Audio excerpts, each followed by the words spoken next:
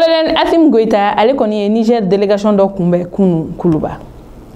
Kolokani ayira ka fɔ mi ye Edem barakɛla dɔ ulu koni minɛla ka sababu kɛ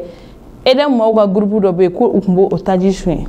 Ni jamana sɔrɔna ka anw dɛmɛ ka mobili ni marifa d'anw ma min ye banbagati kɛlɛ min be an ka jamana kɔnɔ o be ban kalo 6 kɔni kɔnɔna la ni ye Segu boli kumakan ye.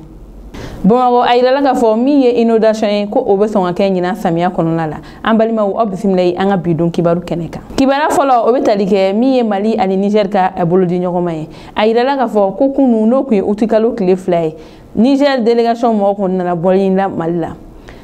Akilina jigina ma yirala ni y'a dɔgɔkun kelen ye Mohamed Bazoum ale ka fanga kɔni narakila la Abdraman Chani kɔni fɛ. O kum kɔnɔna la min ye Général Abdraman Chani ye ale ye délégation dɔ bila ka na Mali la sabula Mali ale ni Burkina olu y'a yira ka fɔ ko u be Niger kɔni dɛmɛ wa ko u b'u kɔ sabu kɛ CEDEAO maaw y'a yira ka fɔ ko u bɛna ɲangali jugu kɔni ta ka ɲɛsin Niger kɔni ma kɛrɛnkɛrɛnna n'o ye ka finitigiw bila ka taa Niger ka taa Bazoum ka fanga d'a ma ani min ye Niger kɔni ka fiɲɛ sɔrɔ siraw bɛɛ lajɛlen ko k'o bɛɛ tigɛ Niger kɔni na. O kum kɔnɔna la Mali ale ni Burkina jɛra ka sɛbɛn bɔ ka yira ka fɔ ko olu kɔni be Niger kɔni kɔ wa u bɛ Niger dɛmɛ ko olu kɔni to yan ko olu tɛ fɛ ɲadɔnna foyi ka kɛ Niger kɔni na. O senfɛ min ye Abdraman Chani ye a y'a yira ka fɔ Mali a y'ale dɛmɛ gɛlɛya kɔnɔna la sabula Mali kɛra jamana ye jamana minnu sɔnna k'u bolo labɔ olu ye ko ka dɛmɛ dɔ u ye o kum na ale be bonyamasegin kɔni kɛ Mali ye o de senfɛ a ye délégation kɔni bila ka na an b'aw la dɔnniya ka yira ka fɔ fanga kɔrɔ min kun be Niger n'o ye Bazoum ka fanga ye furukufurufu kɔni kun be ale ni Mali kɔni autorité maaw cɛ o senfɛ sa min ye Abdraman Chani ye ale ka délégation kɔni sera ye wa u ni min ye colonel Assimi Goïta o kuma ɲɔgɔnya ninnu senfɛ jateminɛw y'a yira ka fɔ ko ni ma kofɔlen ninnu kɔni kun be ka kuma min ye finitigilakaw kɔni ka dɛmɛ sira ye tɔgɔ min na u be se ka u yɛrɛ bɔ gɛlɛya mun bɛ u bɛɛ lajɛlen dara n'o ye terrorisme kɛlɛ ye walasa u be se k'u yɛrɛ b'o la ani CEDEAO maaw be ka ɲangini jugu min ta ka ɲɛsin Niger ma u be se ka Niger dɛmɛ o la cogoya min na ayiwa min ye ni délégation maa ninnu ye ko n'u kɔni bɔra yan u b'u kun ɲɛsin Burkina kan sabula Mali ani Burkina olu de fila kɔni ye u bolo lab'u ye ka dɛmɛ don u ye hali bi min ye Niger fanga bɔsilen kɔni ye Mali parti politique caman kɔni bɔlen don ka nin ko in kɔ u y'a yira k'a fɔ ko min ye colonel Assimi Goïta ye olu man ka tɛ ka sɔn togo si la ka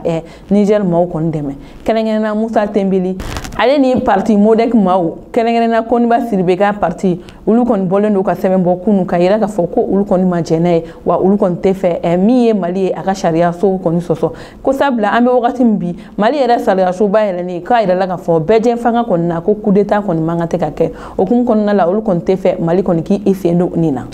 Ayiwa o tɛmɛnen ka bɔ yen nɔ Kolokani a yirala k'a fɔ ko Edem barakɛla dɔw kɔni minɛla ko ka sabu kɛ k'u be Edem groupe tajiw suɲɛ ko k'olu feere station tigiw kɔni ma ayiwa kibaruya minnu sera ma koɲa la olu y'a yirala k'a fɔ ko dɔgɔkun tɛmɛnen ko min ye vocal dɔ o kɔni carina fan bɛɛ ka yira k'a fɔ ko maa dɔw be baara kɛ Edem la ko olu ka baara bɛnnen tɛ foyi ma ko ka Edem mɔgɔw kɔni ka taji suɲɛ ko k'a feere station tigiw ma o kun kɔnɔna la sa tuma min na ni vocal in kɔni carila min ye Edem kɔni ɲɛmɔgɔ ye ko olu kɔni welela ka sɛgɛsɛgɛ kɛ wa u y'a yira k'a fɔ ko u be min ye jamana kɔnɔden bɛɛ lajɛlen ye a kɛra Kolokani ye o a kɛra yɔrɔ yɔrɔ ye ko bɛɛ lajɛlen k'u dɛmɛ nin baara in na ko n'i ye maa ye maa min bɛ ka nin waleya ɲɔgɔnna kɛ k'i ka boli ka se min ye finitigi min b'i ka yɔrɔ la i ka boli ka se ka taa ɲɛfɔli kɛ walasa ni maa kofɔlen ninnu bɛ se ka minɛ cogoya min na ayiwa a yirala k'a fɔ ko min ye Kolokani ta ninnu ye olu yɛrɛ kɔni ma minɛ dɔwɛrɛ ko nin ye Kolokani ka dɔ de ye dugukila fɛ ale kɔni tun bɛ ka taa a dɔnbaga dɔ bila dɔgɔtɔrɔso kɔni na k'ale to o sira fɛ ko ale ɲɛ dara Edem baarakɛla dɔw kan olu kɔni bɛ ka groupe kɔni taji kɔni suɲɛ ko ka taa n'a ye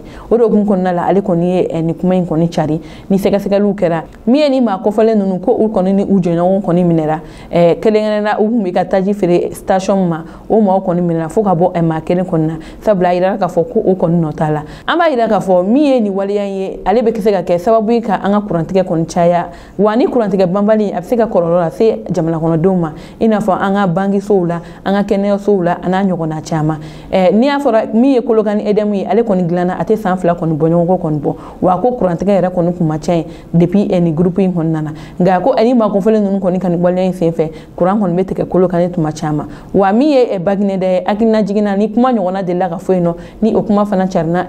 bɔlɔlɔw sanfɛla la a bɛ ɲaɲininen don maliyɛnden bɛɛ lajɛlen kɔni fɛ n'i ye maa min bɛ ka nin waleya Jafin Diarra, le président du conseil sec de Kolokani, seront nés dans les 23 heures cikɛla dɔ bɛ bɔ Giwoyo a bɛ na n'a ka den banabaatɔ ye dɔgɔtɔrɔso la Giwoyo sira bɛ tɛmɛ an ka kuranso da fɛ a y'a sɔrɔ dɔw bɛ ka kuranso gasoil de bɔ u bɛ ka taa feere a ye ne wele sufɛ a ko Jaji i bɛ min ko n bɛ Kolokani a ko n'i mana a ko ko dɔ bɛ ka kɛ a ka kuranso la ko o ma ne diya nka ne kɔrɔtɔlen don n bɛ taa nin den dɔgɔtɔrɔso la n'a lajɛ André ne mobili ta ne taara ka taa n jɔ fana fɛ ka jɔ k'u lajɛ o y'a sɔrɔ u bɛ ka gasoil de bɔ u bɛ ka kɛ barikow nɔ barikow fila 200 litiri fila ani bidon naani 20 litiri bidon naani u y'o fa u y'a don katakatani kɔnɔ ne marala ka na mobili bila ka moto ta ka t'u nɔfɛ ka taa kuro katakatani coronnen don ɲɔnjɔ fana fɛ u y'a poussé k'a labɔ ka taa goudron la petini dɔ ka magasin bɛ a bɛ gasoil feerew ni sase feerew kɛ ka t'u jigi ye n bɛ katakatani bolila dɔn n bɛ katakatani dɔn n bɛ magasin tigi dɔn n b'a feerebaa dɔn ka n jɔ fɔ 1 heure a y'a ka magasin datugu n sɔrɔla ka na so dugu jɛra fɛnɛ taara gendarme la n k'u ka gendarme 2 di yan n taara katakatani bolila minɛ ka taa n'o gendarme la ko tiɲɛ don ale dɔgɔnin de taara bɔra ni katakatani ye surɔ k'a bɛ taa opération dɔ la dɔgɔnin welela ka na ko tiɲɛ don wa gasoil tigiw de y'ale wele ale ka taa gasoil ta ka taa ni goudron la u y'ale sara a taara di min ma o wele la ko tiɲɛ don wa EDM mɔgɔw yɛrɛ de nana a feere ne ma 68 bariko 2 12 bidon 4 jɔnko ngala ko ale y'a san wa énergie maa tɛ min ma deli ka gasoil feere ale ma ayiwa affaire bɛ gendarmerie la n ye juge wele ka Kulikoro directeur régional de l'EDM k'o wele ja nin ye Mali taabolo de ye an ko an ka taa Mali kura la mais an yɛrɛ de bɛ ka population ka nafa k'an sen da kan k'a suɲɛ kuranko degun bɛ Mali la a bɛɛ ye gasoil suɲɛni de yuruguyurugu ye ninnu mɛnna mɔgɔw kan don o don a bɛ fɔ ne ye ko gasoil bɛ suɲɛ mais ala de kitira nin na n yɛrɛ ka taa n bolo da kisɛ kan ne yɛrɛ de y'u ye k'a don katakatani kɔnɔ ka katakatani coronna kayebu da la k'a poussé ka bɔ ka taa di magasin tigi ma u bɛ gendarmerie la bi ko min ma bɔ a kɔfɛ André an bɛ a wele k'o ɲɛfɔ a ye a k'a cɛri mɔgɔw ka jiko ɲuman ta mɔgɔw ka suɲɛniba in dabila an ka ca kɛ jamana si tɛ se ka jɔ ni a denw ma ca kɛ o bɛ tali kɛ min ye an ka Bamakɔ kɔni sigida ko ye a yirala k'a fɔ ko ɲina samiya la ko inondation ale bɛ sɔn ka kɛ Bamakɔ yan sabula min ye Bamakɔ foncé dingɛw ani kɔgɔdingɛw k'u bɛɛ lajɛlen falen don ɲama kɔni na o sen fɛ jateminɛw y'a yira k'a fɔ ko jizon kɔni a bɛna tiɲɛni kɛ sabula jiboli yɔrɔ sira kɔni tɛ yen ji kan ka boli ni sira fɛn fɛn a bɛɛ gerennen don ɲama kɔni kɔnɔna la o hukumu kɔnɔna min ye dugukɔnɔden dɔw ye olu caman wulilen don ka welewele bila an ka autorités ma kɛrɛnkɛrɛnnenya la an ka sigida laganabagaw n'o ye maire ye k'u ka wuli ka fɛɛrɛ kɛ walasa ni dingɛ ninnu bɛ se ka labɔ cogo min ɲama minnu bɛ fɛɛrɛ ka kɛ ɲama ninnu na u ka taa ka bɔ yen nɔ sinon a kɔni bɛna kɛ tiɲɛni ye an bɛɛ lajɛlen b'a kalama ni wagati in na san kɔni bɛ ka na wa san na o na a bɛ jijon sigi yɔrɔ la ji bɛ ka tiɲɛni kɛ maaw kɔni fɛ yen yɔrɔ dɔw yɛrɛ kɔni bɛ yen nɔ kɛrɛnkɛrɛnnenya sigida dɔw la Bamakɔ i tɛ se ka tɛmɛ a fɛ ni san nana wa maaw ka sokɔnɔna bɛɛ lajɛlen bɛ kɛ ji ye hukumu kɔnɔna la welewele kɛlen don ka ɲɛsin an ka autorité mɔgɔw ma u ka fɛɛrɛ kɛ janni ji ka tiɲɛni kɔni ayiwa o tɛmɛnen ka bɔ yen an b'a kunyasi min ye lakanabaliya hukumu ye Sékou Boli ale kɔni bɔra ka kuma dɔ fɔ conférence de presse dɔ kɔni senfɛ a ka kuma min kɔnɔna la a y'a ɲini k'a fɔ ko a mago bɛ dɛmɛ na autorité maaw fɛ walasa u bɛ se ka djihadiste kɛlɛ kɔni gɛn ka bɔ Mali la cogoya min na sɔnna ka mobili ale ni marifa di anw ma min ye ni djihadiste ko kɛnɛ ye o kɔni kuma bɛna ban pewu kalo wɔɔrɔ kɔnɔna la Mali la nin ye Sékou Boli kumakan ye Sékou Boli ale ye maa ye maa min yɛrɛ min ye communauté peluw olu ka leader ba dɔ don Mali la ani ministre min sigilen bɛ bɛn ani client kama o chargé de mission don kunu min kun ye uti kalo tile 2 ye ale yɛrɛ ye kuma ta conférence de presse dɔ kɔni kɛnɛ kan k'a yira k'a fɔ ko min ye banbagati kɛlɛ ye ko a fura b'a ale kɔni bolo a y'a yira k'a fɔ ko n'i ye nin wagati laban in lajɛ ale ka tagali banbali min bɛ ka kɛ Mali camancɛ yan fan fɛ ko tɛ dɔwɛrɛ o de ye k'a yira k'a fɔ ka taa min ye fila denmisɛnnin minnu bɛ yen nɔ ko ka taa olu kɔni la faamuya k'a yira k'a fɔ ko djihadiste kɛlɛ a ma yen nɔ wa a y'a yira k'a fɔ ko ale ma fɔ ko fila bɛɛ ye djihadiste ye nka ko n'i y'a jateminɛ k'a lajɛ fila caman caman kɔni bɛ jihadistes kɔni kɔ o de hukumu kɔnɔna la ko ale bɛ taa nin tagali ninnu kɛ ka taa kuma ɲɔgɔnya ni fila tɔw ye ka yira k'a fɔ jihadistes olu ta an nin ye olu ye an ka faso kɔni jugu de wa u bɛ yan nɔ ka an ka finitigiw de kɛlɛ ko min ye fila tɔw ye wa ni yen dugulamɔgɔ bɛɛ ye k'u ka fara finitigiw kan walasa ka nin jihadistes ninnu gɛn ka bɔ an ka jamana kɔnɔna la wa a y'a yira k'a fɔ min ye ka taa don mɔgɔw ka so la n'u ka balo la ko o tɛ ka yira k'a fɔ ko i ye silamɛ ye ko sabula o ye waleya min kɔni don silamɛya kɔnɔna la ko u kana u yɛrɛ to ni maa kofɔlen ninnu kɔni ka fili la ko nin ye wagati min kɔnɔna la u kan ka bɔ ni fili ninnu na ko ka fara jamana kɔni kan o hukumu kɔnɔna la a y'a to a ka kuma la a y'a yira k'a fɔ tuguni ko ni ale yɛrɛ segu boli filɛ ni ale taara Mali camancɛ yan fan kan ale ni marifa bɛ bɔ wa o cɛ t'u la min bɛ se ka na marifa kɔni minɛ olu la nka ko n'ale nana Bamakɔ ale bɛ marifaw bila a ka kuma kuncɛli la a y'a yira k'a fɔ kɛrɛnkɛrɛnnenya min ye an ka jamana autorités ye k'a bɛ dɛmɛ ɲini u fɛ k'u ka mobili ani marifa di ale ma ko ale n'a ka maaw bɛ wuli ka kɛlɛ kɛ ko jihadiste ko kɛlɛ banbali min b'an ka jamana kɔnɔ ale bɛ kalo 6 dɔrɔn de bɔ ɲɔgɔn kɔ kɔni di autorités ma ni o kalo 6 kɔni tɛmɛna jihadiste ko kuma ale kɔni tɛna kɛ an ka jamana kɔnɔ tuguni nka anw ne an ka jɛ ka segu boli kɔni lamɛn. ne bɛ baara minnu kɛ depuis ne ma na ministère la ne bɛ baara min kɛ ne m'o baara bila wa n nana ministère la fana n nana ministère la n ka se k'o baara continuer n'i ye baara mun daminɛ depuis i ma na ministère la fo ka ni i na ministère la i ka kan ka continuer n'o baara ye i man k'o baara bila quoi surtout baara mun don fana baara mun bɛ jamanadenw fara ɲɔgɔn kan ka jamanadenw bɔ tɔɔrɔ la bɛɛ b'a dɔn Masina bi Moti centre kɔnɔ terrorisme kɛlɛ bɛ yen jihadistes kɛlen ka yɔrɔw jeni jeni ka forow jeni jeni mɔgɔw bɛ faga su ni tile mais an bɛ se ka mun de kɛ nin ko in ka ban an b'u sensibiliser a bɛ komi jihadistes y'u sensibiliser k'u nɛgɛ k'u recruter k'a fɔ ko n'u sara u bɛ don alijinɛ na faut que an fana k'u nɛgɛ k'u récupérer k'a yir'u la u b'a la ka alijinɛ ko min fɔ tiɲɛ t'a la mɔgɔ n'i bɛ seli i bɛ sun i ye silamɛ ye n'i sara i ni mun ka kan ala de b'o dɔn diina ma se marifata ka dugu jeni ka mɔgɔ faga ka mɔgɔ ka balo jeni o ni diinɛ tɛ ɲɔgɔn sira la ne ka baara y'o de ye ka filadenw sensibiliser k'u bɔ jihadisa la wa n bɛna mun fana fɔ a ye ka d'a kan jihadisi ninnu mɔgɔ si tɛ se k'u kɛlɛ ni filadenw yɛrɛ tɛ parce que filadenw de b'u yɔrɔ dɔn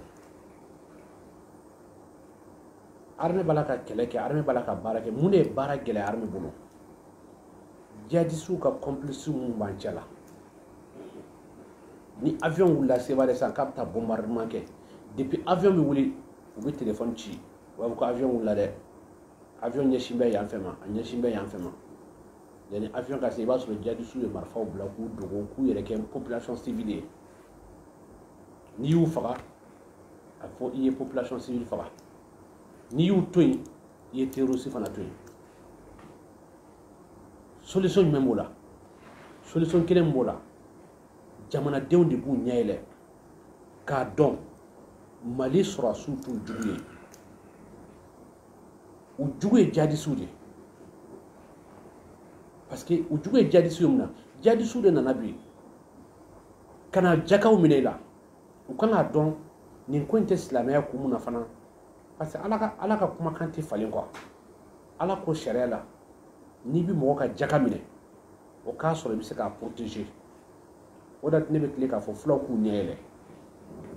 aw y'a ye u tɛ se k'aw protéger ni sɔrɔdasiw nana u bɛ boli k'aw to u b'aw to sɔrɔdasiw bolo ni sɔrɔdasiw taara u bɛ tila ka na to aw ka jaka d'u ma mais pourquoi ni sɔrɔdasiw nana aw t'u dénoncer aw kan k'a dɔn olu de y'aw jugu ye aw kan k'u dénoncer k'u yira ne taara baara mun na ka taa filadenw bɔ jihadisiya la